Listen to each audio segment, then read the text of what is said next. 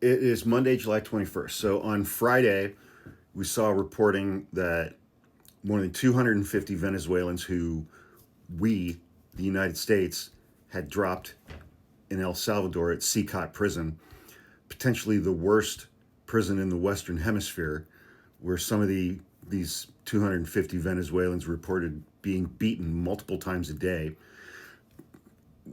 like 89% of whom have never committed any crime, either in the United States or El Salvador. But our government was fine sending them there, knowing ahead of time, intending for them to spend the rest of their lives in this prison. Those 250 Venezuelans were returned to Venezuela as part of a prisoner exchange, and Venezuela returned 10 U.S. citizens that they had in prison to the United States. Well, now these men are in Venezuela. First of all, this makes Venezuelan President Maduro look like a freaking hero. And if I'm recalling correctly, I think his last re-election, I think he actually did steal the election. Like, he didn't win, but he just said, fuck you, I'm staying, and he's still there. Well, these young men have been returned to Venezuela, and they are speaking. They are talking to people. They are talking to the media. They are talking to their own government.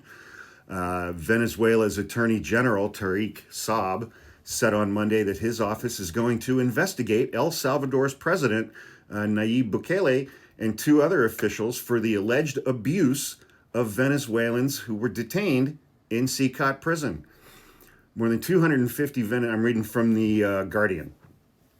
More than 250 Venezuelans held in El Salvador's notorious Secot prison returned to Venezuela Friday under the terms of a prisoner exchange. Detainees suffered human rights abuses ranging from sexual abuse to beatings. They were denied medical care or treated without anesthesia and given food and water that made them ill. They were jammed into these cells with 100 other men. No windows, no clocks. The lights were on 24/7. Steel bunk beds. No blankets, no mattress, no pillows. And they were beaten every day. As well as Bukele, Venezuela is going to investigate El Salvador's Justice Minister, Gustavo Villatoro, and its head of prisons, Osiris Luna Meza, Saab said, after showing videos of former detainees recounting torture and showing injuries, including missing teeth, bruising, and scars, they said were a result of the abuse that they had received at the prison. I'm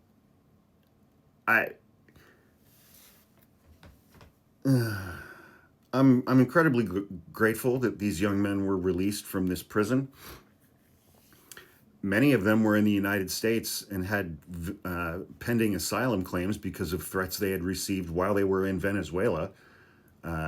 Such as Jose Hernandez Romero, a gay makeup artist from Venezuela. His life was threatened because he's gay in Venezuela. So now he's been returned to Venezuela. I hope he's okay there. But now it's like, now the Venezuelan government is going to investigate the El Salvadoran government and this El Salvadoran prison and the treatment that these Venezuelan citizens received at that El Salvadoran prison, Secot Prison. And I'm just wondering if there have been any communications between Donald Trump or Marco Rubio and President Bukele that President Bukele is now going to release to get the government of Venezuela off his back. Trump and Rubio told me to abuse these people. It's just like everything remains dumb and stupid, but they were tortured. Jesus.